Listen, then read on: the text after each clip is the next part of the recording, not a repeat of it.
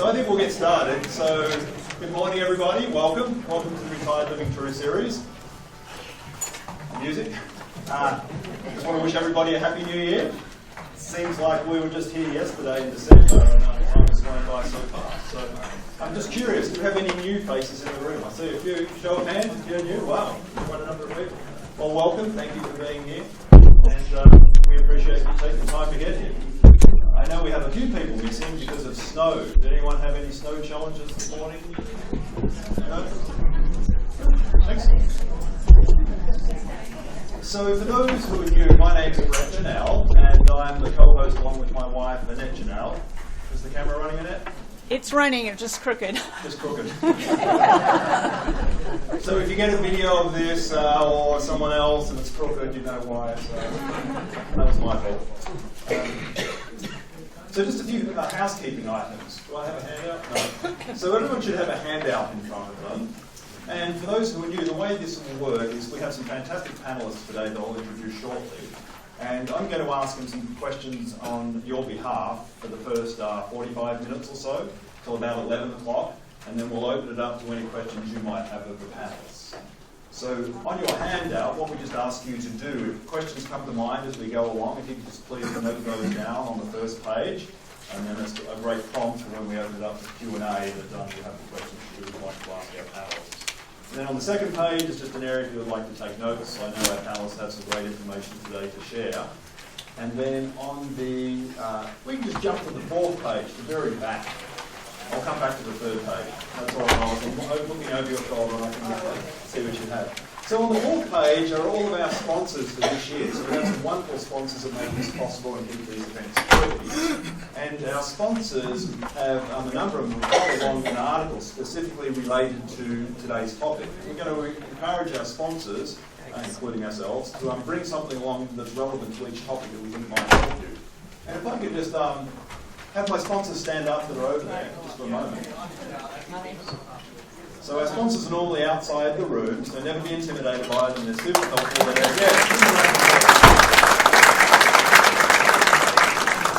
Now, I'd encourage you to get to know each of our sponsors. But could I just have a show of hands from our sponsors, those who brought along an article specific to today? That was their homework.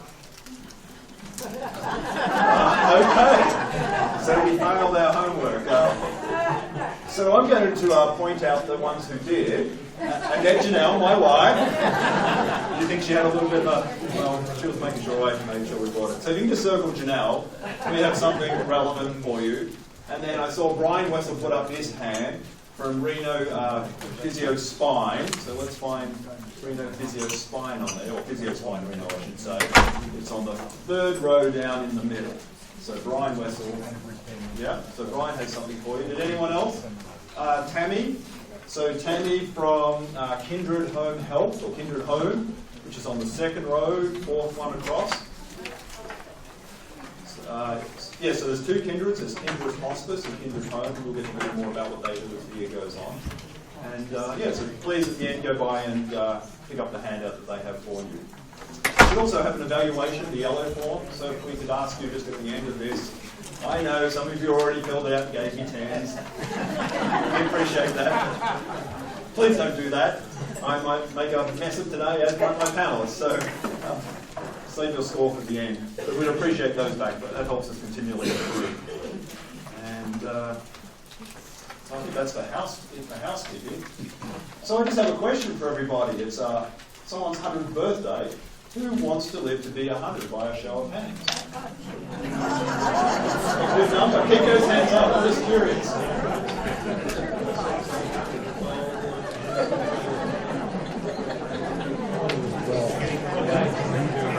Have a look at our sponsors over there. There's 2 hands up. So there's about 28 hands I counted roughly, and yet we have 150 people here in the room. So I'm just really curious to find out later why all the hands aren't up. But I assume by default that means the rest of you don't want to live to 100 for some reason. And we'll talk about that a little bit. I heard someone say about being healthy, yeah, so we'll definitely touch on that. So I'd just like to share some statistics before we get started.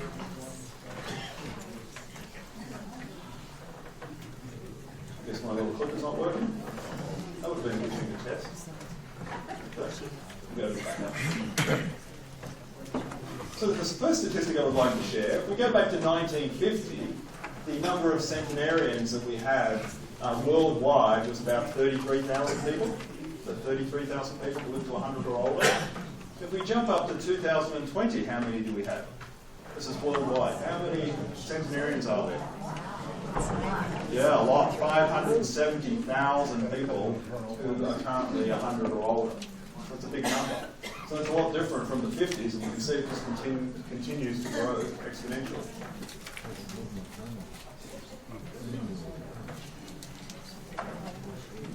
Oh, maybe it's this part. Oh, here we are. I found the little missing piece of technology that will make the quick work. That's a technical term too, this week. Actually, Annette, maybe you can help me try to get this plugged in somewhere.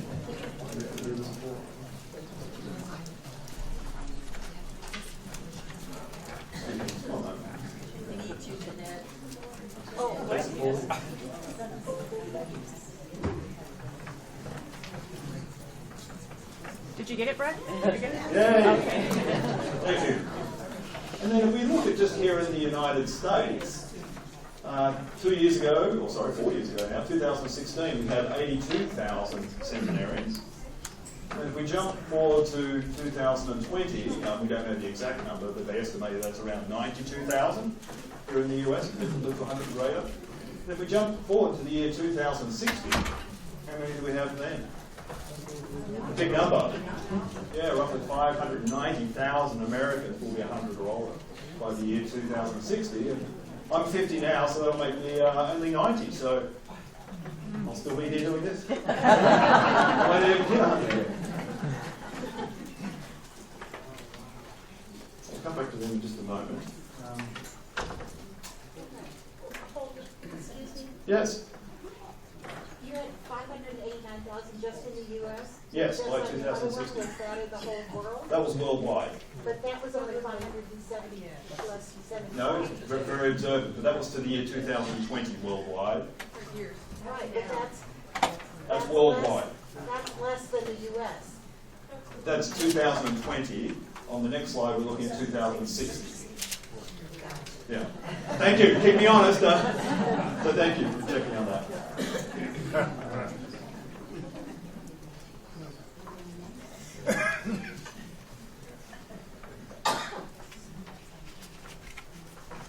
So the question I have is, why wouldn't we want to live to 100? You're in poor health.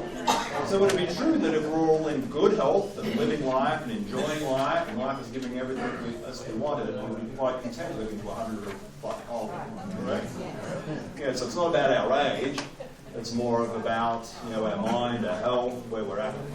We all agree on that. And if we can afford it, yeah, finances is part of it, yeah. But we plan to live that long. So I just have a cute picture here to share with you.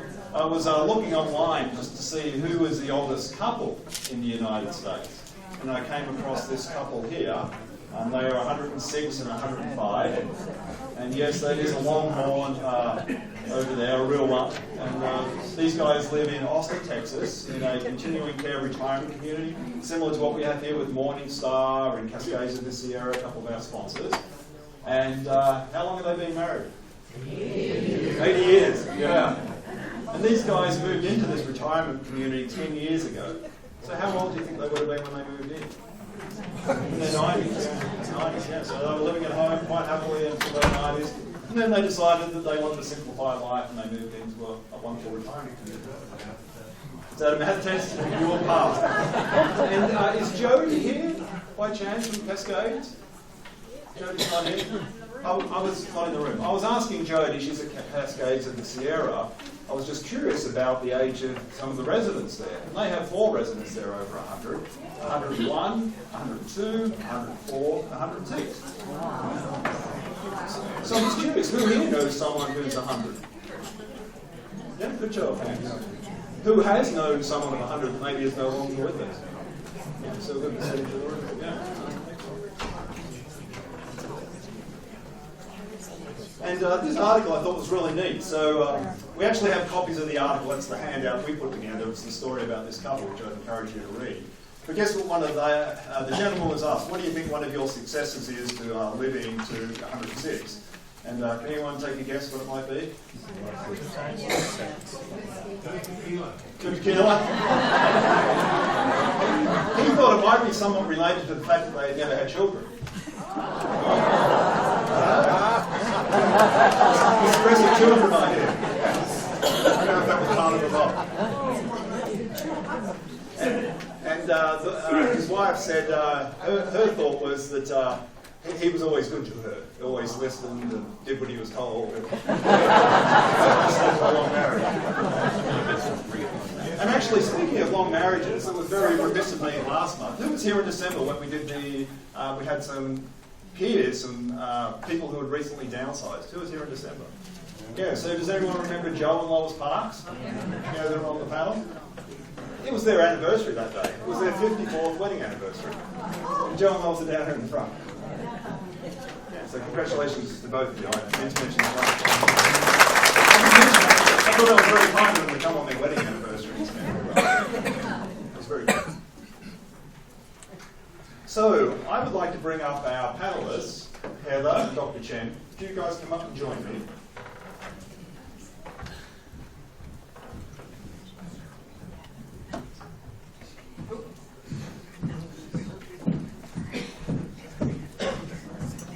Do you guys have your mics on? I think so. Yes. Hello. Can you hear me? So I'm going to start with you, Heather, given you're already on. Could you introduce yourself? Just tell us a little bit about you and why you're here on today's topic about living a long, healthy life. So, good morning. I'm Heather Haslam, and I'm the Wellness Director at the Sanford Center for Aging. And we are at the University of Nevada, Reno, part of the School of Medicine. Just so you have a sense of my background, I am a native Nevadan, born and raised here in Reno, so I'm homegrown. I did my bachelor's here in psychology with a minor in addiction treatment. And then when I was doing my master's, I thought I wanted to be a marriage and family therapist. And then I took a class on gerontology. And in that class, I learned about successful aging. And so I learned about how do we age well across our lifespan. And as soon as I learned about that theory, I knew that's what I wanted to do with my career. I knew my purpose and why I was here, and so I quickly changed routes and focused my master's on gerontology. I'm a yoga instructor. I'm a mindfulness-based meditation teacher. And then I'm also a national board certified health and wellness coach. So what that means is I help people to make sustainable behavior change. So that's why I'm here. Wonderful. Thank you, Heather. Dr. Chen. Well, let's just test. Oh, good. I hope you guys can hear me. I'm a bit soft-spoken. So I'm Dr. Howard Chen, and I'm a local integrative medicine physician, which means that I like to put together Eastern medicine, kind of Western herbs, and Chinese medicine, and put them all together to treat people. My interest is in improving people's health just in general, because I think there's many kind of basic things that can be done to, as Brett was talking about, live to 100 or beyond. And there's a lot of easy things that can be done that I think are very useful to know about. And so a little bit about my training. I am not a native Nevadan. I grew up in New Jersey. Sometimes people ask me where I went to school. I went to school at the University of Rochester in Western New York for medical school. And then I went to, the University of Washington up in Seattle for residency in family medicine. You can't quite hear me, can you? Or are you okay? No, I just went to school at UW. All right, excellent. And then I've since settled in Reno. I've been here for about 15 years or so, and I have my own practice at this point called the Chen Center, though many of you may have seen me before at Renown, and I ran their integrative medicine department for about 10 years. And I think that's enough for now. Wonderful. Thank you. So we want to do things a little bit different today. I'm sure everyone here has read about how to live a long, healthy life in, ARP, AARP. I just read something in Costco. They have that about successful aging, and it's all about diet, exercise. Have we all read those articles? Everybody? Yeah. So rather than just doing all of that again, we wanted just to be a little bit different today. We wanted to kind of discuss some of the things that aren't commonly talked about, and then also go down deeper into some of the things that we think really are important, or these guys think are important. And then one of the challenges that we have is, if we know we need to make change, how do we go about making change? So we'd like to talk about behaviours and some of the things that we can do. If we do need to make a change, how can we be successful at doing that? So the first one we wanted to just talk a little bit about is what keeps us up at night. And that changes throughout our life. When my son, he's 12, what keeps him up at night is his homework due the next day, and whether he's going to sleep in. And then when we're, a parent, we have different things that keep up at night. Children not having arrived back home yet, it's midnight, and so on. So I just wanted to get a sense from the audience, what are some of the fears that we have now at our current age? Who'd like to share? What are some of the fears that we're dealing with as we're aging? No fears? Yeah, Joe. I think about, will I run out of money before I run out of life? Thank you. Will I run out of money before I run out of life? Yeah, that's definitely a fear. Who else has another fear? Yeah, please, share. It's not so much of a fear, but I will think of something I either want to do or forgot to do. And then I'll elaborate on that and spend an hour or 2 hours rehashing it over and over. And then get up the next morning and fix it in about 2 minutes. Just labouring over things in the mind. Yeah. Quality of life.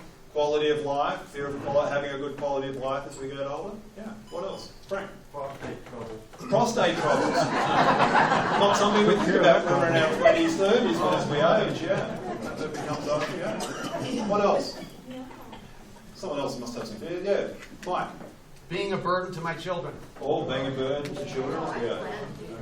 Someone plans to do that. Or another hand. Jude. Becoming a caregiver for the spouse. Yeah. That's a common fear. Yes. Not having done in my elderly age, because I'm incapable of making decisions, what I would want to have done in today. So not having plans in place as we age. As to and being able to execute. Yep. I saw another hand over here, guys. Yeah. Physical or mental incapacity. Physical or mental incapacity, yeah, I think that's common. Yeah, Alzheimer's, dementia, yeah. I'm by myself now, and I worry about getting things done. Things take a lot of physical strength for things like that. And because I'm kind of a control freak, I like to know that I've got everything in place. And sometimes I can't do it because I can't do it myself. So the challenges of going from a team, a couple, to a single person trying to deal with everything in life that you now have to deal with. Yeah. One more. See another hand. So I just want to display some of the ones and see if we got the ones that we came up with. So death. No one mentioned death. Fear of death. They're all comfortable with that? Okay. Or Megan is not willing to say the fear of death. Because that's a really common one. Living in a nursing home. So when I did those statistics, the percentage of people living in a nursing home, it's only 2% of people as they age. So most people, 30% of people who are reaching 100, sorry, when I say 2%, of people that are 100, only 2% living in a nursing home. And of those people that are 100, 30% are still living at home, still in their home. So it doesn't mean when we're 100 we have to be somewhere else, we can still quite happily be in our home. Outliving our spouse, partner, dementia, disability, outliving money we heard, being a burden on others. Did anyone mention loss of independence? I'm not sure if I heard that one. How will I be remembered? And closure, repentance, finalising things before we go. Did you guys have any comments on anything the audience said that you'd like to add? Or any other fears? I do want to say that I think it's quite important to recognize that all of us have these fears just in general, and it's completely natural to have these fears. We're human, and because of that, we'll have these fears. So I don't want you to feel like you're the only one that has these fears. Let's put it that way. Yeah, well said.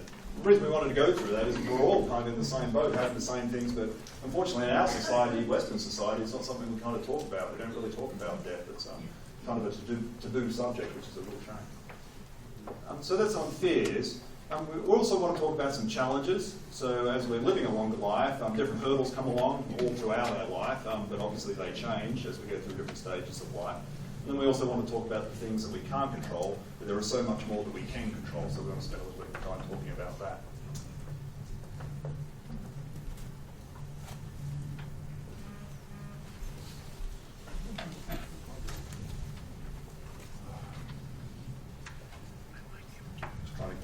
Gather my thoughts here as to so let's go back to challenges in a moment. I'm having a challenge now. But something I just wanted to cover, and maybe you'll have opposing views, but if we didn't want to live to be 100, what could we do? Are there things that we can do? That is ultimate closure, isn't it? Could we stop seeing our doctor? Could we stop seeing the dentist? Yeah. Could we stop our medication? Could we eat at McDonald's every day, have hamburger and fries on a daily basis? Would that help us maybe nicely? Yeah. Could we sit and watch Netflix all day long? Could we not talk to anybody? Say again? Move to Oregon? Could we have, what's that drink with orange juice in the morning, have alcohol in it? Mimosa, yeah. Could we have mimosas every day and then maybe mixed drinks at lunchtime and wine and port in the evening? If we didn't smoke, would we take up smoking? Yeah. So there's a lot of things that we can do by default, and many people do, which perhaps leads not to a long, healthy life. Does that make sense? Some of the choices that we make maybe don't help us, as well as maybe choices other people make in terms of living a long, healthy life. So Dr. Chet, I just wanted to ask you, what are some of the things that we should be doing to be living a long, healthy life? I think we had a question here first. I don't mind answering that. Yep. The problem with all those things is that you could end up living a long, unhealthy life. Yeah, I think we agreed, none of us want. We don't want to. Yeah. So what are the things, not the obvious things, but what do we need to know? Well, actually, I think what's really interesting is that just based on this experience that we just had, it's very easy to know exactly what it is that we're not supposed to do, right? We mentioned not eating at McDonald's as an example. I don't mean to, point out McDonald's. It's just more that not eating bad food is a good way to stay alive. We all know what to do to not stay alive. We can not exercise, smoke. We can do other things that hurt ourselves, such as gain too much weight. We can isolate ourselves, maybe by watching too much Netflix and that kind of stuff. And I think it's important to recognize that the things that we can do to stay alive the longest are the things that we already know how to do. So for instance, you already know that you're supposed to eat a good diet. Specifically, what is a good diet? That's a little bit more of a difficult question. We already know that we're supposed to have good interactions with people just in general, which is something I think that is very difficult to come across, like in our lives. It's very easy as we get older, we lose friends, maybe our friends pass away, maybe people move away, things like that. It's very difficult to maintain social contacts, and actually one of the most important things for people to do to stay alive is actually improve their social contacts. And it's not something that we generally think about. We think about, oh, I should get some exercise. Oh, I should eat the right foods. But we don't generally think, oh, I should go out to this Saturday night event that I scheduled for myself. Or I should go to, let's say, church as an example. Or I should go talk to people at my bingo club, things like that. These things are actually really, really important. The social aspects are very important. They're more important than almost anything. And so that's one of the things I think is really important for people to do. I think Heather might have some ideas. Yeah, well, I was thinking about the social aspect and looking at some statistics. I found this morning. Loneliness and isolation from other people can actually take a toll on our heart. Researchers combined findings from 23 separate studies that asked people to rate their levels of social engagement. The studies tracked the participants for periods ranging from 3 to 21 years, noting whether they were newly diagnosed with or died from heart disease or had a stroke. And we know that heart disease is the leading cause of death within the United States. The results were published in 2016 in the journal Heart, and what they found was that people who were lonely or socially isolated were 29% more likely than those who were not to have a heart attack or need to or have procedures for blocked arteries. They were also 32% more likely than socially engaged people to experience a stroke. And so that social isolation is truly a killer. We are wired to be connected to other human beings. And so as we grow and develop throughout our life course, it's important that we continue to find meaningful connections and to continue to replace those meaningful connections. And we can do that by coming to awesome events like this. So what are some other things we can do? An event like this? What are other things? We've lost a spouse, some friends have passed away. So some of the local resources that I'm aware of is OLLI. How many OLLI members do we have in the audience? I thought we had quite a few. So anyone that doesn't know, OLLI is the Osher Lifelong Learning Institute, and it's part of the University of Nevada, Reno. Being engaged within, if you go to church, being engaged in your church, getting out and connecting with the university is a great place. We have the Retired and Senior Volunteer Program, so that you can connect with 40 different partner stations within the community. We also have our community wellness programs, which we'll talk more about, but it's a wonderful place to meet people who are engaging in healthy habits alongside with you, such as exercise. I think one of the things to recognize in terms of trying to live longer or to live healthier is that a lot of the information that we have about how to do these things, how to have better health, how to have better enjoyment in life, how to live longer, actually has nothing to do with what you think it does in some ways. As a physician, many of my patients are like, well, I need to see Dr. Chen every year or every 6 months or something like that, and that's how I will stay healthy. But that's not entirely true. In fact, actually, the things that I think Heather and I and Brett are going to tell you about today really talk about the things that you already do. Now, if you guys don't mind, if we have a few moments, I'd like to do a quick exercise with you. And so I want you to think like you're living a long time ago. I'm not saying 50 years ago.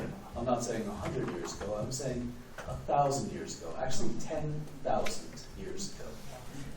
So 10,000 years ago, you probably wouldn't be wearing the shoes or the clothes that you were wearing. But let's say that you were, or even for that matter, eating the same things. But 10,000 years ago, what is happening? You probably very likely live in a small community, right? It's a small clan, something like that. It's probably less than 200 people, probably closer to 50 people or so. And you live off the land. You get daily exercise because you have to go out and do things, right? It's not like you can just sit there and watch Netflix. It's not like you can turn on the tap and the water comes to you. You have to go out to get the water. You have to go out to use the toilet. Do you have to talk to people on a daily basis? Absolutely, right? And so a lot of things that our bodies are evolved to do 10,000 years ago, 20,000 years ago, 1,000,000 years ago, things like that, are really the same things that we should be doing in some ways to keep ourselves healthy. And so socialization is one of those things that our bodies evolved to really help us stay alive. A lot of people don't like to talk to other people. I'm talking specifically to the male members in our audience.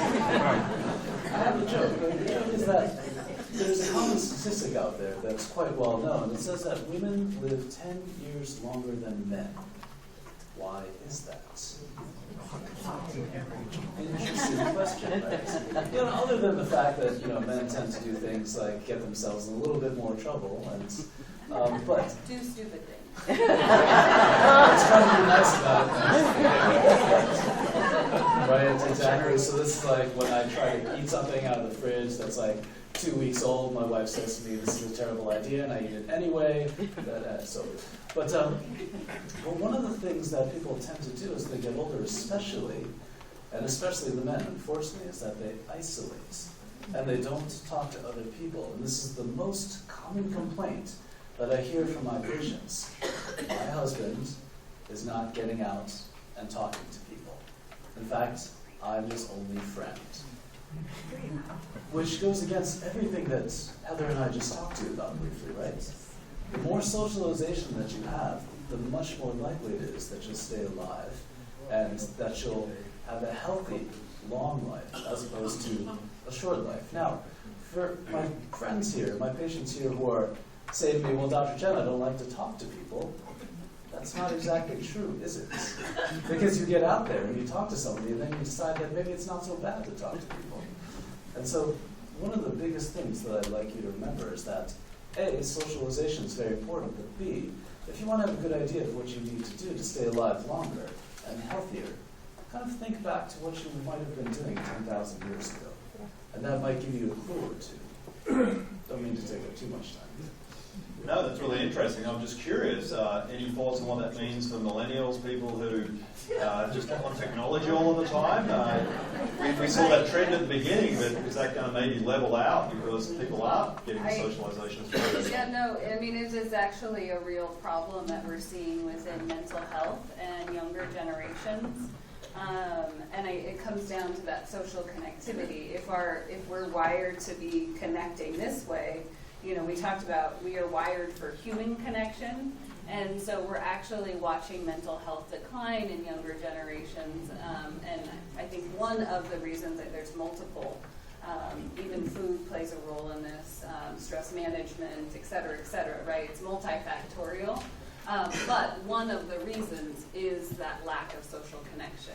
I teach at the university, I teach undergraduate students, and once I had a student say to me that I gave her too good of eye contact and that it made her feel uncomfortable. And it really broke my heart.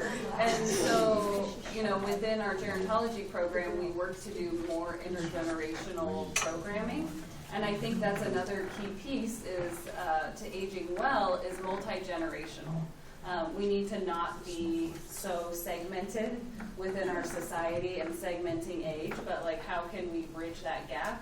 Because at the end of the day, there's more that is similar with all of us than there is more that is different, because we tend to other people all the time, right, depending on the group and who we're othering.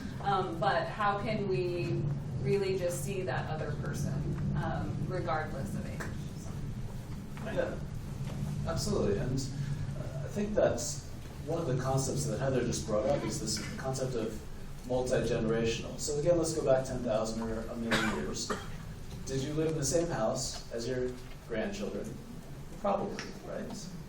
Because are grandparents useful? Of course they're useful, right? Because you have a lot of experience that you can help not only the parents, which are your kids, but also your grandchildren at the same time. But in our current society, we spend a lot of time separate, right? There's grandparents' house, then there's the parents' house, and like maybe the kids have moved away as well. It actually turns out to be not so good for your health. In long-term studies of the people who live longest in the world, they always find that they have multi-generational housing, which means that they're in the same house as their children, as their grandchildren, and often their great-grandchildren as well. So one of the things that you can do in some ways to help this process along, kind of getting used to, or getting the other generations more interaction with them, is to do something like, in some ways, volunteer at a daycare or someplace that takes care of children. You're so used to taking care of your own grandchildren in some ways, those of you who have kids, but could it be beneficial to actually give your expertise to another daycare? Absolutely. And it's actually, believe it or not, I'm not telling you this because it's good for the grandkids or for the little children. I'm telling you this because it's good for you. Because we all know how much children teach us, right? Imagine how much learning is beneficial for the brain. If you're worried about things like dementia or being disconnected from other people, being with children is probably the best way to counteract that. Also some socialization, doesn't it? That's interesting, the distinction between how things have changed from built-in socialisation to where we are now. So the challenge we were talking today is really the top one, managing health and wellness. But as we go throughout the year, we'll be touching on a number of other challenges that are on the slide. But Dr. Chen, I just wanted to ask you, what other lifestyle changes should be aware of? So socialisation, what else is important to us in terms of living a long, healthy life that we may not be paying enough attention to? Sure, absolutely. Something else that I think is very important, again, we're going to bring everything back to the 10,000 years ago, because I don't want you to be confused and say, well, Dr. Chen wants you to do all kinds of weird things. It's pretty much what we've all done in the past. So, back to the point about moving on a daily basis, on a very frequent basis. So again, 10,000 years ago, did you actually have to get up, get out of the house to use the toilet? Very likely, right? You didn't have a toilet, you didn't have running water in your house, so you had to get out. Did you have to get out of your house to get things because the water didn't come to you? Yes. Did you have to get out of the house to maybe go get some supplies on a daily basis? Yes. And more specifically, 10,000 years ago, could you get in your car? No. So you had to walk everywhere. Now that's very interesting, right? It's a very different model of living. And so many of us, we spend so much time sitting in our chairs. What else do we have to do sometimes? But really, we have a lot of a very sedentary life. We sit around because there's no need to get up. But in this particular case, I'd like for you to make it more difficult for yourself. Your favorite easy chair should be a little bit further away from the fridge. If you can find a place that you can get your groceries from that doesn't involve driving, that would be fabulous. I know you can't carry a whole lot, because who can, right? But on the other hand, I don't mind if you take multiple walking trips to the grocery store or to the store. Because I tell you, every little bit of movement that you put into your body is important. And one last thing. I want you to notice that it didn't say, go to the gym. Of course you can go to the gym, that's fine with me. But I didn't say that you had to. What I really want you to do is just move more. Make it inconvenient to yourself. I don't want to see your lazy boy surrounded by all the things that you need. In fact, I almost want you to throw away your remote control for your TV and get up and change the channel if you can find the tiny button. I want you to do away with some of the conveniences that you have. Because really, those conveniences are shortening your life because they're decreasing your level of physical activity. I think Heather probably has lots to say about this.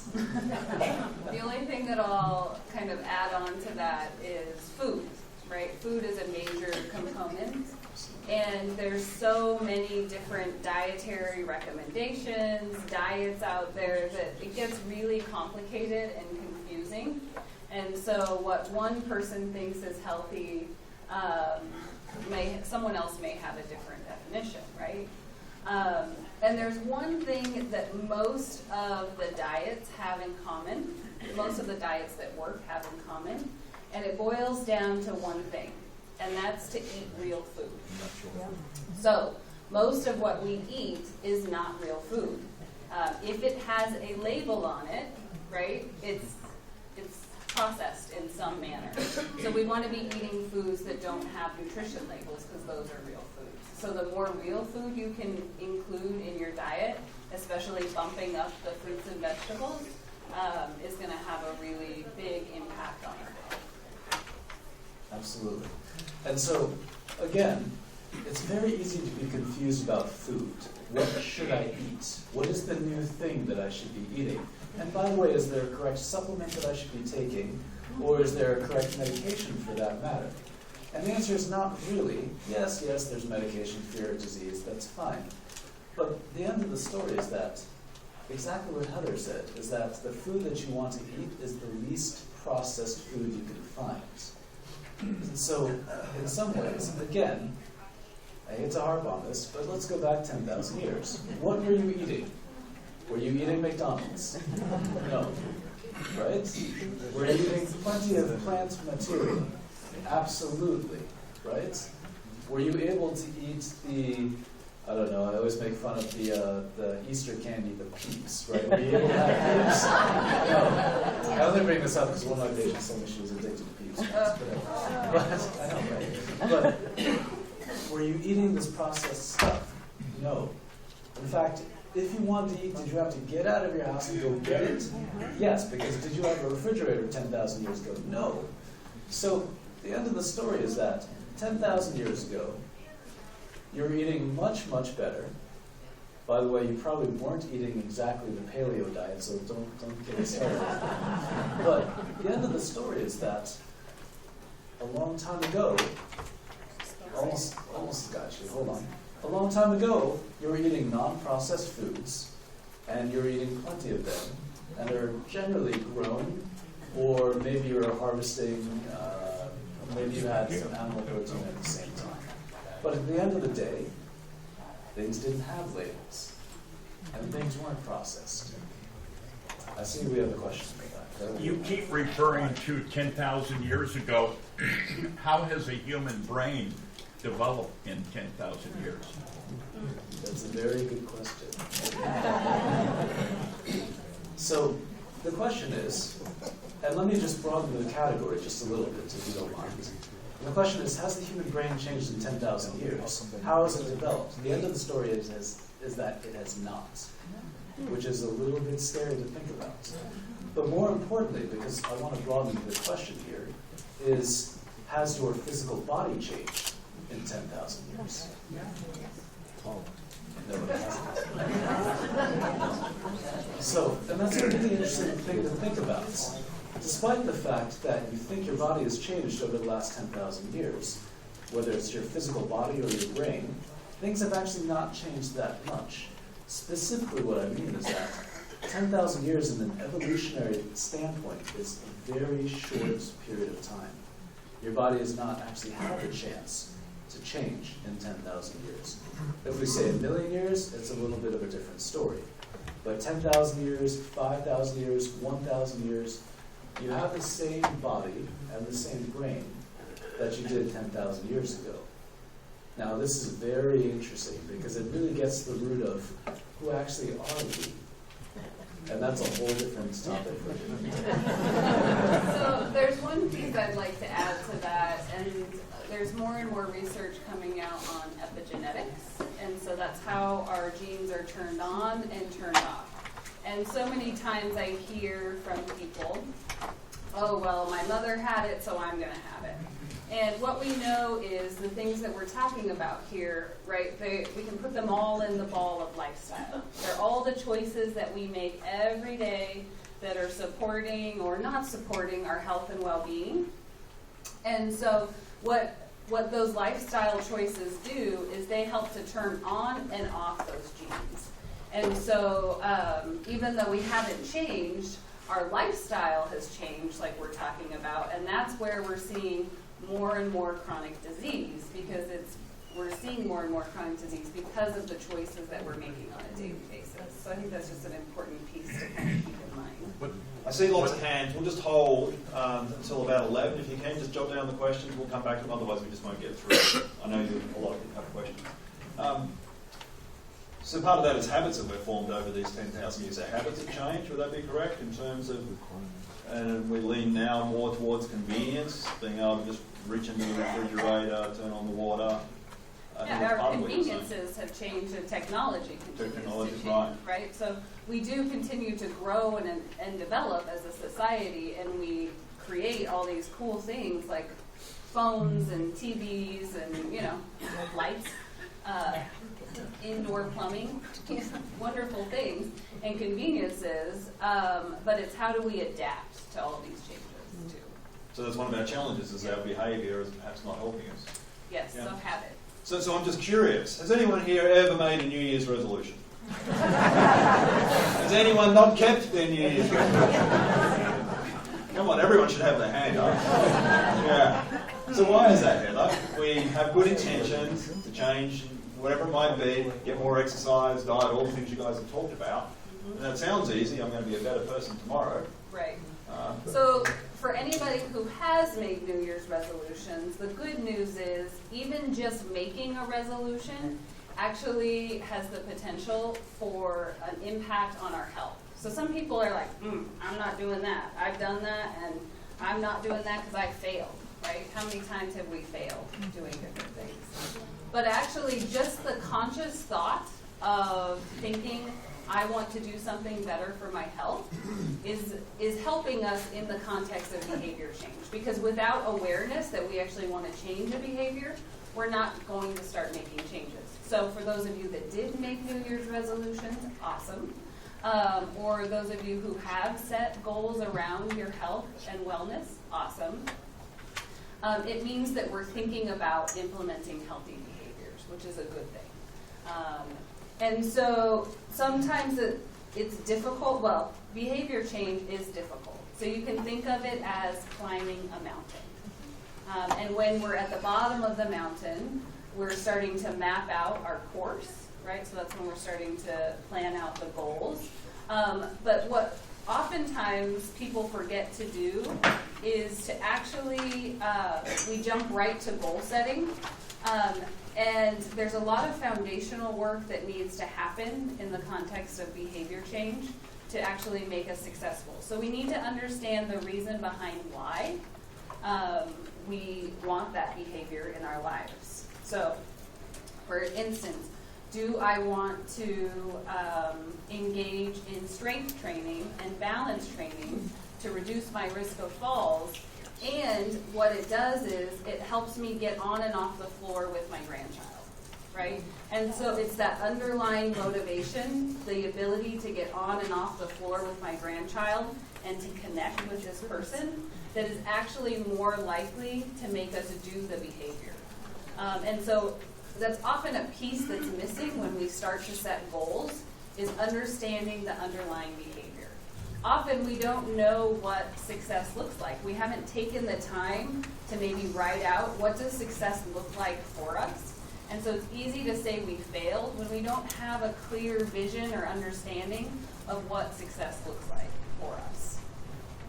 It takes time, it takes energy, it takes resources. Also, our brains are wired to essentially mitigate discomfort, and changing behaviors is uncomfortable. It's challenging, and it's uncomfortable for the brain because we're actually wired to make things easier. So if you're feeling uncomfortable when you're making a new behavior change, you're actually in a really good spot. So keep going. Keep charting that course and climbing up the mountain. Another kind of barrier that we see to behavior change is we live on automatic pilot. 43% of our day, at least 43% of our day, is spent in engaging in habitual patterns. And those old habits pose challenges to a new way of behaving because they're powerful, overlearned behaviors. And so without the ability to actually pay attention to those overlearned behaviors, we can't actually start making different choices. We just fall back into the rut of that old habit pattern. Does that make sense? Yeah. And then the last thing I'll say about this is, so I was talking about paying attention. Attention exists on a continuum. And this is where it gets tricky. Because we can pay too much attention to something, and you may have experienced this in your life. And when we start to fixate on a problem, and we can get stuck there. So too much attention on a problem equals that we're stressed. We can't think about other things. We have ineffective problem solving. We make poor choices. Maybe we even have crying outbursts. That's one of the things if we're paying too much attention, right? We're just fixated in that habit loop in our mind. Too little attention, we ignore the problem altogether. It's like, okay, that thing's back there, and I don't see it. So we ignore the problem. We have ineffective problem-solving skills. There's a feeling of numbness, obviously, or when we're not paying enough attention. And then we're stuck in a repetitive pattern, but without awareness. So how do we kind of create awareness? Because I know, I'll always speak for me, but I'm sure it will relate to everyone. We all have habits that we've formed over many, many years, over decades. I've had 50 years to perfect my bad habits. And I'm not even aware of some of my behaviours and things. So how do I become more aware of what I'm doing? Maybe it's poor diet choices or not remembering to get up and move. You know, that's kind of built into who I am now. How do I start to overcome that? What are some of the things I can do? So one way is to have an accountability partner and to ask people who know you to reflect back maybe some of your habits that you're not aware of. Another way is to pay attention. And that is to maybe track. Some people find tracking or journaling very useful when we're starting to pay closer attention to habits. Another really effective tool is by practicing mindfulness meditation, because it increases our ability to focus and it increases our ability to pay attention. And it is a practice. It's not something that all of a sudden happens overnight. It's something that happens over the course of our lives. Right. So we all know there's certain things that we can control in life, and there are things that we can't control. So we can't control, there's not a whole lot we can do about those, the healthcare system and costs, behaviour of other people, it is what it is. Accidents happen in life, cost of living increases. But there's so much that we can control. I just wanted to ask both of you, do you have any specific suggestions in any of these categories of things that we can do to improve our lives, to live a long, healthy life, by making change with some specific things that we could do in these categories? I have one to start. So just in our language today, there's two things that stood out to me. One are the shoulds. We should be doing this. We should be doing that. And oftentimes we should all over ourselves, right? So most of you know what you should be doing. The question is, are you doing it, right? And so part of that is, what we know is that fear is not a motivator. It's not a long-term motivator for behavior change. Regret is not a long-term motivator for behavior change. And so it's starting to develop some self-kindness and some self-compassion, which sounds a little ooey-gooey, but if we can learn how to befriend ourselves and our body, this vessel that we're walking in this life with, we can actually start to make choices that support our own health and well-being. And it's not until we start to notice the little voice in our head who's like, damn it, why'd you do that? Why did you eat that piece of cake? You're going to get fat. You're going to do this. You should have been doing this, right? It's those little voices that are extraordinarily not useful, right? They're not skillful in the context of behavior change. And so the more that we can notice those changes and start to just say, okay, I hear you, I see you, and I'm going to give myself a little bit of kindness right here and a little bit of grace and ease, we can start to shift that pattern of thinking, which then will essentially result in better health long term. Absolutely. And I think self-kindness is really, really important. Something that we often do is we judge ourselves, right? So you do something for the first time, maybe, you didn't get it right, then you make fun of yourself. You're like, oh, I'm not a good person, I can't do this correctly. So I failed again. I failed again. That's not for me. Absolutely. So you guys already know how much I like thinking back before. So this time let's go back to thinking about being a child, being a baby, or just a baby, toddler, maybe 5 years old. You were learning all kinds of great things. Every time you messed up, did you make fun of yourself? Probably not. Let's say you're trying to ride a bicycle. You keep falling off the bicycle. Did you just get back up because you really wanted to get on the bicycle and because it was exciting? Absolutely. Maybe you're trying to put some blocks together to stack a little tower. It fell down the first few times. Did you make fun of yourself? Not at that point, right? You just did it again. Why do we judge ourselves now when we didn't judge ourselves then? Part of the process of behavior change is not necessarily being attached to your failures. I have a very short story. My father, a long time ago, I watched him, and he would try to do this new thing, whatever it was. For him, it was trying to fix a Cadillac. But he would try something, and he'd say to himself, when it didn't work, he would say, well, that didn't work. Okay, I'll try something else. He didn't say, well, that didn't work. I must be a terrible person. I should really just take my car to the mechanic. And what am I doing? Why should I be doing this? I'm just not effective at these things. I'm a terrible human being. He just said, well, it didn't work. I'll try something else. So at the end of the day, part of the reason why we can't change things is because we judge ourselves. And we think, well, if this isn't for me. That's not exactly true. You can do it. Remember that change is at a little bit at a time. When you're a little kid, maybe you stacked 2 blocks, and that was great. And then the next day, maybe you got 3 blocks. The kid wasn't trying to make a skyscraper. They just wanted 2 or 3 blocks, and that's okay. So when you make change, the smallest amount of change that you make actually sometimes makes the biggest impact. So as an example, when you're trying to exercise, when you're starting exercise, what is the best efficacy? What is the best benefit to health when you're starting to exercise? It's not when you've decided to, it's not when you can run 6 miles instead of 5 miles. It's actually when you can walk 1 mile rather than no miles. And it seems like nothing. It seems like, well, anybody can walk a mile, but no, that's not true. If you make a small change, it actually has a huge amount of effect, especially when you're a beginner. So please keep that in mind. And just the last thing I'll add to that is keeping our focus and attention on the solution rather than the problem. And that goes back to when I was talking about spending too much attention on things, and sometimes we focus too much on the problem rather than what is it that we can do about it that we can actually implement in our life.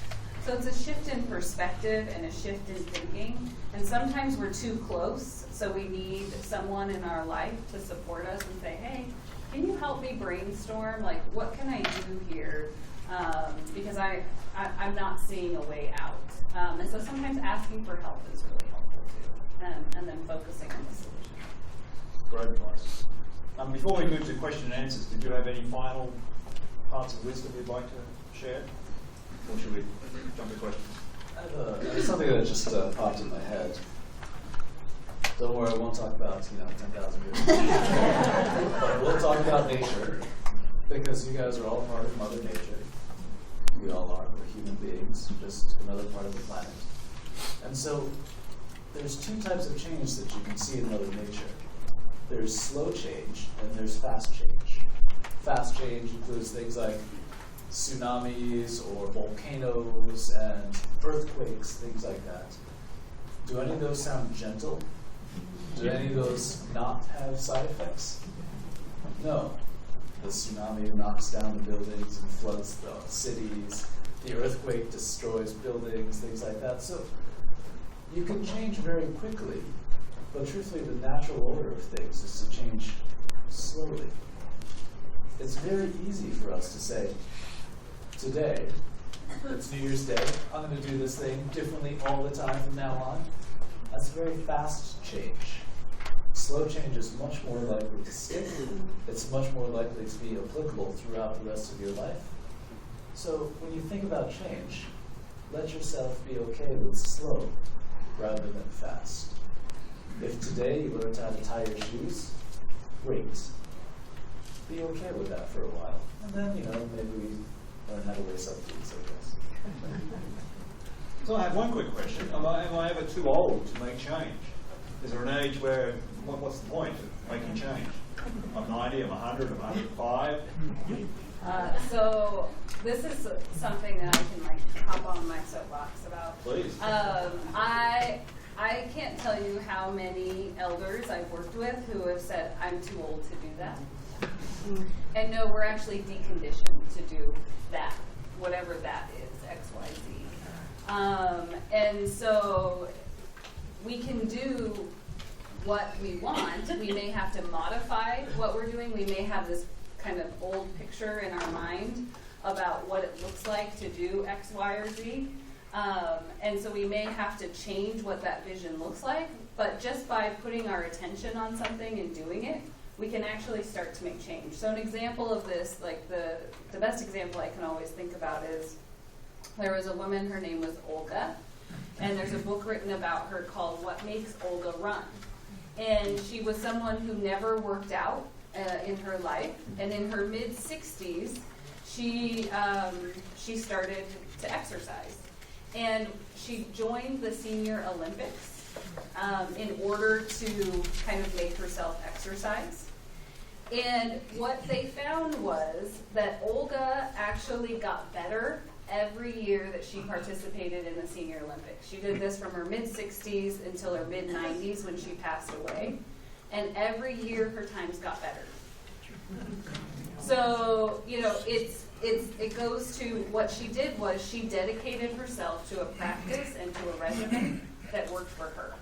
And so it really, we are never too old. It's really about what are the things, it's reflecting on what are the things that we want in our lives. What does health and well-being look like for each one of us? Because our views are all different, likely. What's important to us and what we want to do is all different.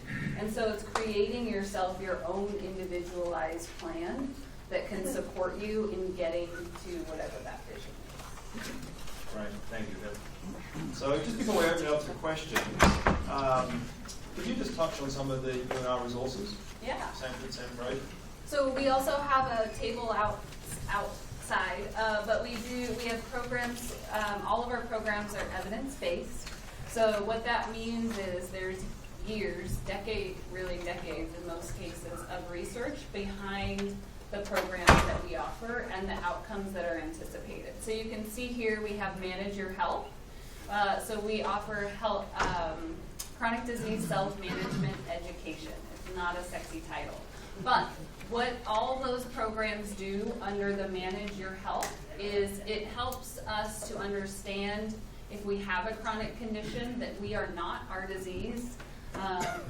No offense to clinicians, but I hear clinicians oftentimes say, oh, that person is a diabetic. Well, that person is a person living with diabetes, which feels very different than I am my disease. And so these programs help us to be able to kind of take a step back and start to do goal setting incrementally. There are some health education components, but we also brainstorm as a group together when we get stuck, like we were talking about earlier. We also have the diabetes prevention program, which will be the one that I highlight today, and that is a year-long lifestyle change program. So all of these things that we're talking about today, we've talked about that it's challenging and it's difficult and we often need support. So this is a year-long support program for people living with prediabetes. And so we have a diabetes risk test on the back of the flyer if you want to check that out. We have the medication therapy management program. So if you're on multiple medications, you can have your medications reviewed by a geriatric pharmacist. This helps us manage our health because it really, the main thing I think of is reducing our risk of falls, as well as medication interactions, negative medication interactions. Improve your strength. We have Fit and Strong, which is a wonderful program. We have the instructor here today in the audience. Luann Steinegger is the best. And so it's an 8-week program that's all about building lower extremity strength. It also helps to increase decrease our risk of falls. But oftentimes, the message is out there that we need to be doing something for our heart, so cardiovascular health. But a really major thing that we see in the aging population is a decrease in strength, primarily the legs, which then increases our risk of falls. So this program is all about building lower extremity strength. And it's remarkable to see a person on day 1 versus day 24 of the program and how their posture has changed, how their ability to walk safely and navigate their world changes. We have 2 fall prevention programs, Stepping On and Tai Chi Quan, Moving for Better Balance. So you can check those out. And then we're also offering Introduction to Mindful Living. So that's the paying attention piece that we were talking about today. And so we offer different meditation tools to be able to increase focus, attention, awareness. So those are our programs in a nutshell. Great, thank you, Heather. So Sanford Centre for Aging, part of the UNR School of Medicine, is a sponsor this year. So they'll be here every month and we'll have great resources for us. So don't feel like you have to grab everything today. They'll be here throughout the year. So thank you, Heather. So just before we jump to questions, a couple of follow-up workshops that we've put together for those who are interested. On Tuesday, January the 28th, February is American Partner. Get that right? Yeah. So to get a jump start on it, we've got a workshop called Keeping Your Heart Healthy, if that's of interest. And this is in page 3 of your handout. So I'm not going to go through all the details when we get to questions. And then on Thursday, February the 13th, we have another workshop on balance and fall prevention for anyone that might be of interest too. If you're interested in either of those, on the evaluation form there's check boxes on there, so just check the box to register yourself for it. If you don't have your calendar, you can always just call us later to register. What else? And then next month, the next seminar is the Truth About Right Sizing in 10 Easy Steps. If you're new and you don't have one of the schedules on the tables with placed extra schedules that look like this, feel free to take one of those for the year's programs. And again, on the evaluation form, there's a place for you to register if you want to come to the next seminar. Oh, and Alexa at the back. Thank you, Alexa. Alexa's our wonderful assistant. She is just waving at me name tags, a big thick pile of them, of people who didn't show up. So as you can see, the room is full. I don't know if we had a wait list and we had to stop people from coming in. We did, yes, you're saying. So if you can't come, please call us in advance and just let us know. Because we need to try to determine whether we do this session again in the afternoon. I mentioned in December that if we have overflow, we'll do a second session in the afternoon. It's really hard for us to work that out if we have a whole lot of people who don't show up. So I just really implore you, if you know you can't make it, please let us know in advance. And please only register if you really do intend on coming to the next one, because obviously there's a lot of work that goes into making this all work. So thank you, Alexa. And let's open it up for questions. So do I have my mic runners? Vic from Amada Senior Care and Corey from Promenade of the River. Thank you both. Who has the first hand up? Corey, if you can go to Mike. I have a question for Heather. I live in Carson City. This is very simple. Does the WNC have a program similar to yours? I taught meditation at WNC, mindfulness-based stress reduction at WNC. Thank you. They do not have any wellness programs for seniors specifically that I'm aware of. We are holding a couple of our classes at Redfield campus this go around because we were hoping that folks from Carson who maybe don't have access to some of these things can come to South Reno, so right at the base of Mount Rose. And I know Carson Tahoe does some of the programs, but it's unclear when they are to me, so I can't be too helpful there. Thank you. Yes? I have the mic. It was very clear that both of you talked about habits and focus and behaviors, but I didn't hear Heather, you or Dr. Chen talk anything about pets and their effect on healthy and long life. Could you please both address that? Don't be shy. Pets. So the question is, are pets useful for long life? The short answer is absolutely. It doesn't matter what kind of pet it is. It could be a goldfish, or it could be a dog, or a cat, or a horse. Anything is fine. But the end of the story is that it's very similar to the concept that we talked about previously, which is the concept of socialization. And you're dealing with another living being, and just because they don't speak your language, or at least you don't think they speak your language, it's quite good to have a pet. And long-term studies show that people live several years longer with a pet. So please, if you can have a pet, please do have a pet.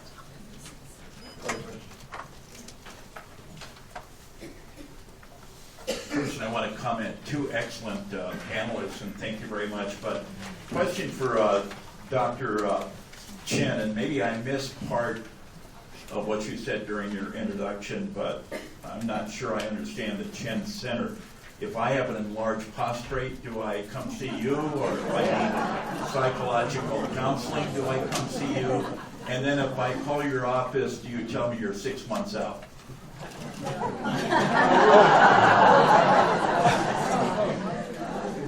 You're asking on behalf of someone else, a friend. The first thing I'll say about that is that we actually, very similar to the UNR, we have a booth up front that can give you all that information. My particular practice is a very small concierge practice, which is kind of like, in some ways, like the Costco model. There's a membership fee. But on the other hand, I make it a point to respond to my patients almost immediately. My patients have my cell phone number, they have my email, they text me, they call me, and generally we get them in the same day or the next day. But for more details, please feel free to Thank you. Dr. Chen will be here later. If you have individual questions, I'm sure we'll be happy to take those. So where are my mic runners? Hands up, mic runners.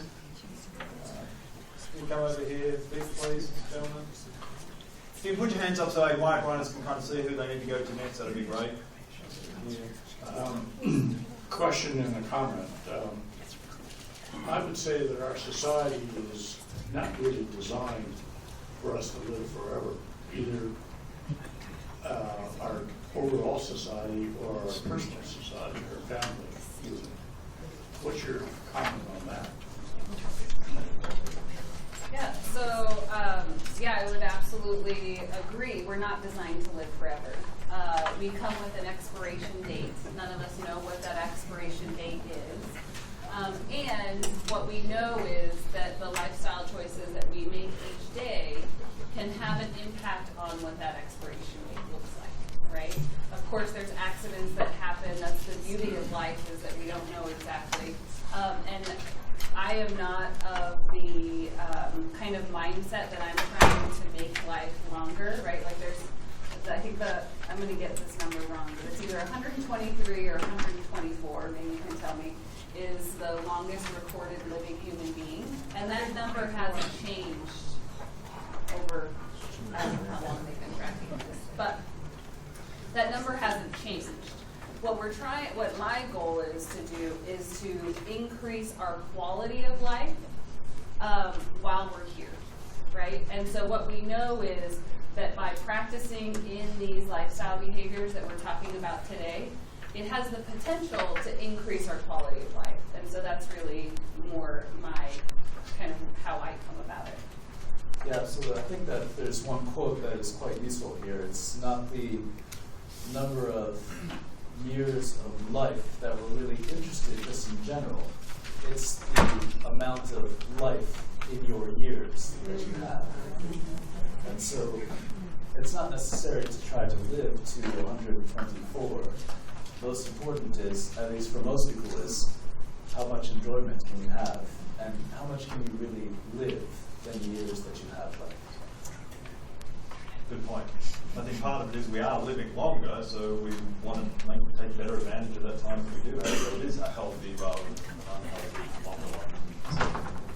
I saw some hands saying before, I think. I have a couple questions. So for Dr. Chen, one is Eastern medicine has some amazing, very different kinds of products. Is there anything that you would recommend just to generally improve your health? And where would you get it? Oh boy.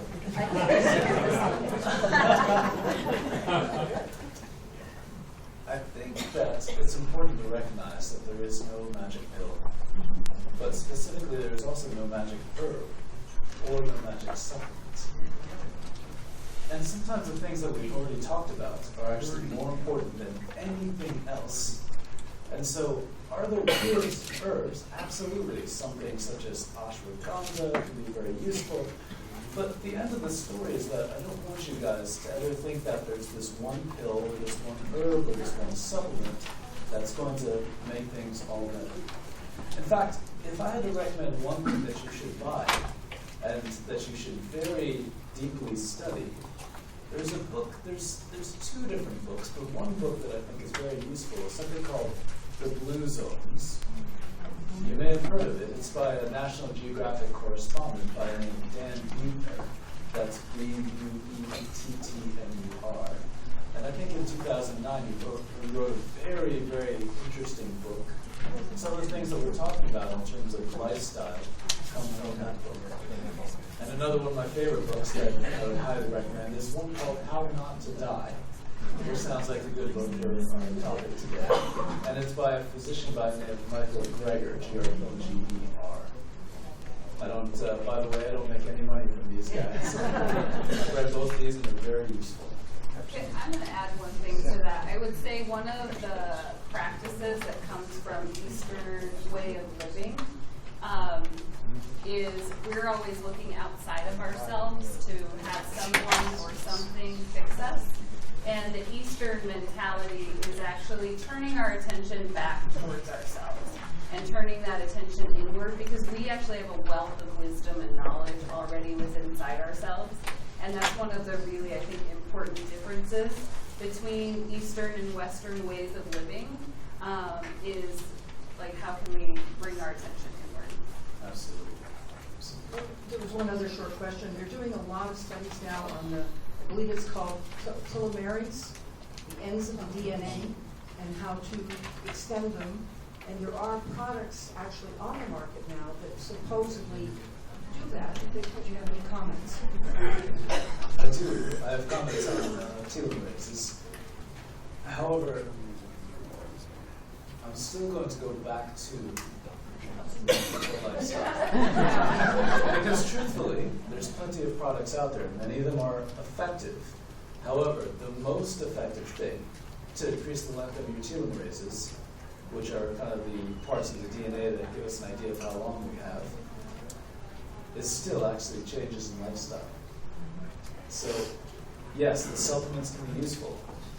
Is it important that you know which one exactly? Not necessarily, because truthfully, the most powerful medicine that we have is actually changes in our lifestyle. And so, you can spend the money, that's fine, but I would really prefer that you go for a walk every day. Maybe get a dog or a cat, things like that, and eat a little bit better.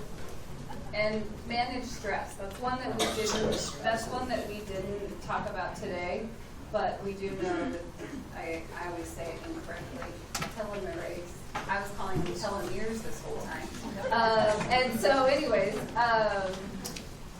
we know that stress can shorten that, and so stress does shorten our lives. And so, looking at how we manage stress is critical, also, that we didn't mention. Actually, you're entirely correct about stress, and truthfully, you're also entirely correct about telomeres, because it's actually the length of the telomeres, and the telomerase erases the telomeres. But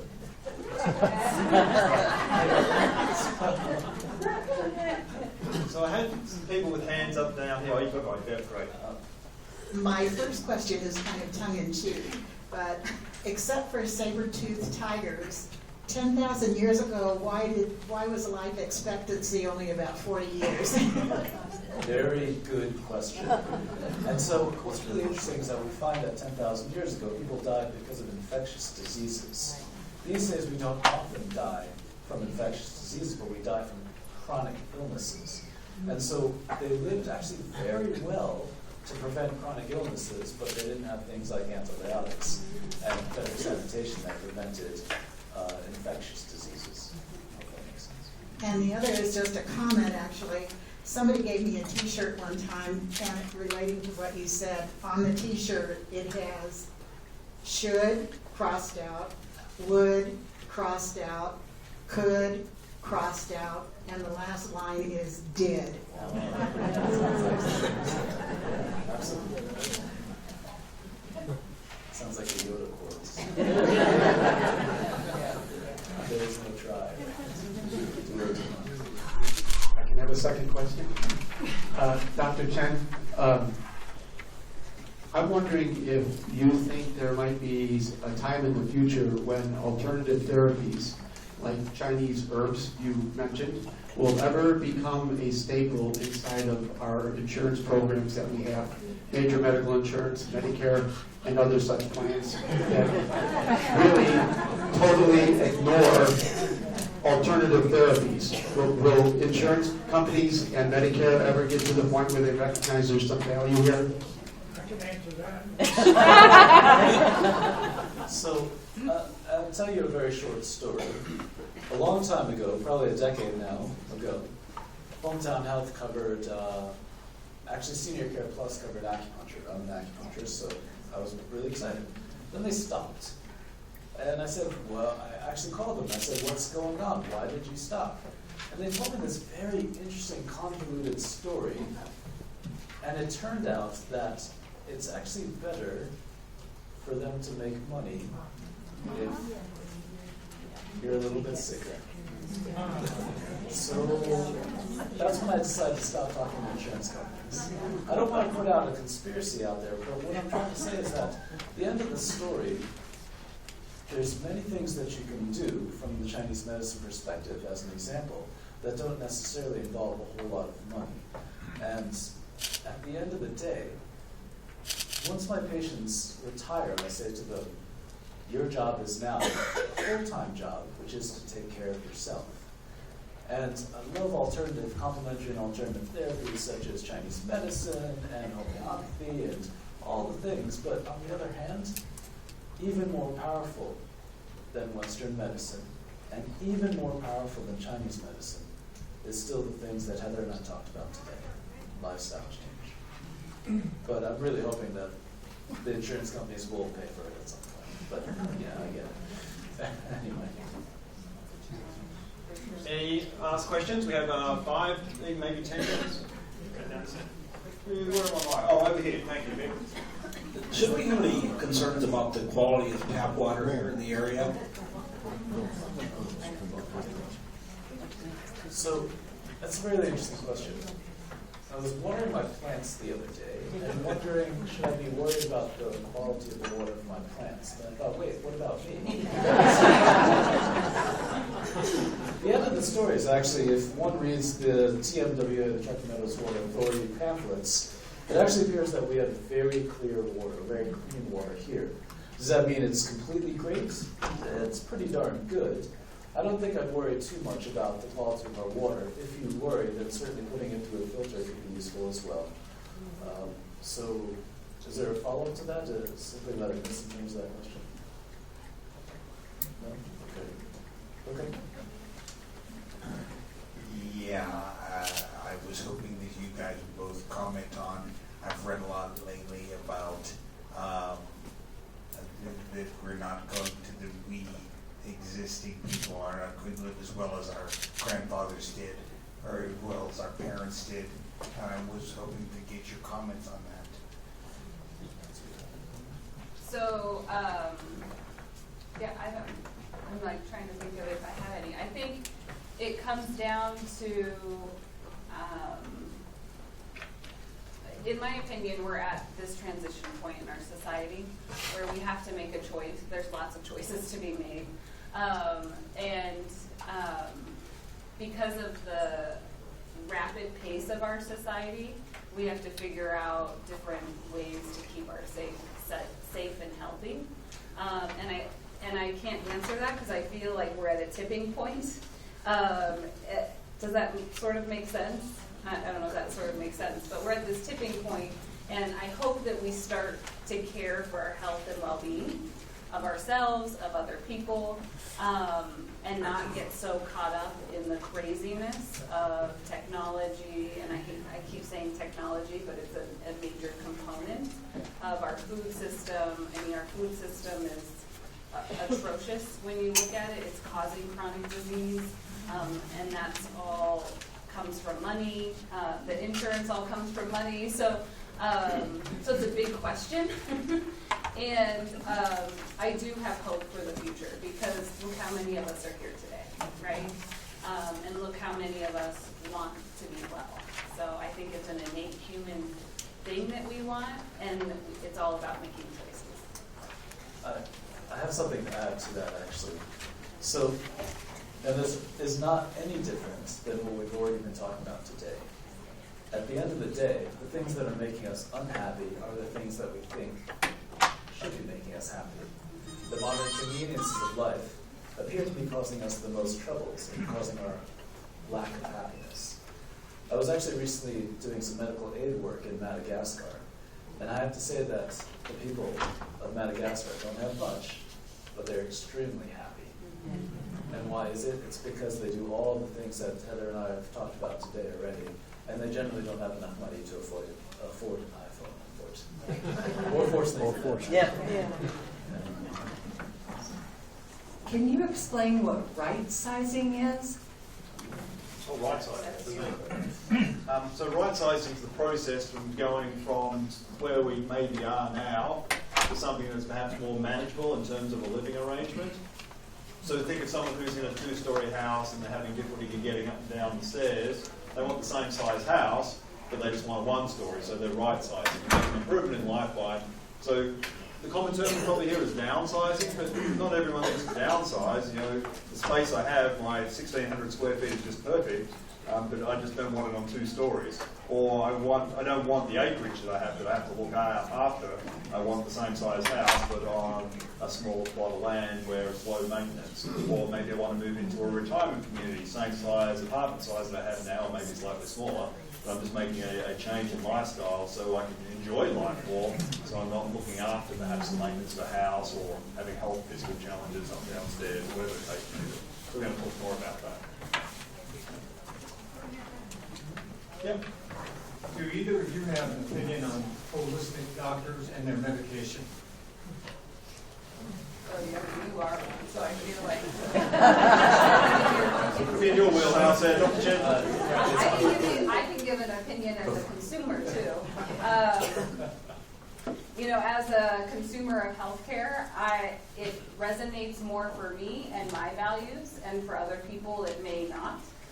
And so I think most of healthcare comes down to a values perspective. And what is it that you are looking for? And finding someone that you trust is critical, and whoever that is, if it's a holistic practitioner or a conventional medicine practitioner.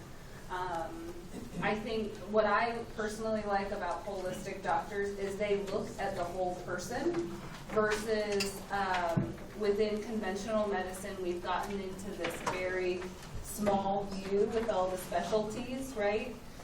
And so they're not looking at how the entire person is connected and whole. And that's what holistic doctors do that is in line with my values. From my perspective, when you try to evaluate a holistic practitioner, and they can be a physician, a naturopath, a chiropractor, an acupuncturist, an energy worker, it doesn't really matter. You have to ask yourself a question, which is, are they on the cutting edge of things, or are they on the bleeding edge of things? And so that's one of the first questions that I ask myself. Do they seem too out there, or are they kind of okay with a little bit of out there? And the other question I always want to keep in mind is, I don't want to ever see a holistic practitioner that says that the therapy that they're offering, whatever the therapy is, doesn't matter, has no side effects. If it has no side effects, no downsides, if it has no problems and can only help you, I think I'd walk away. Because every therapy that I know that's worth its salt has upsides and downsides. You can overdose yourself just as easily with something that's good for you, such as water.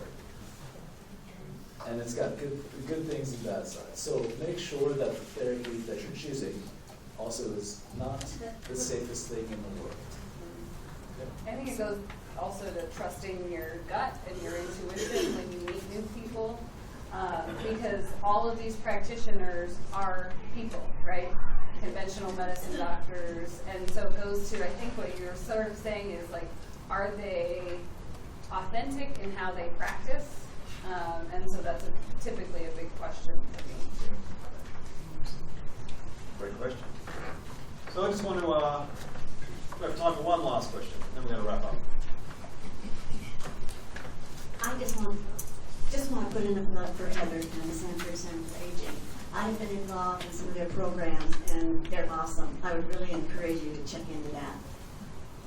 Thank you. So thank you all for being here. Really appreciate you taking the time out of the day to join us. Let's leave a round of applause for yourselves.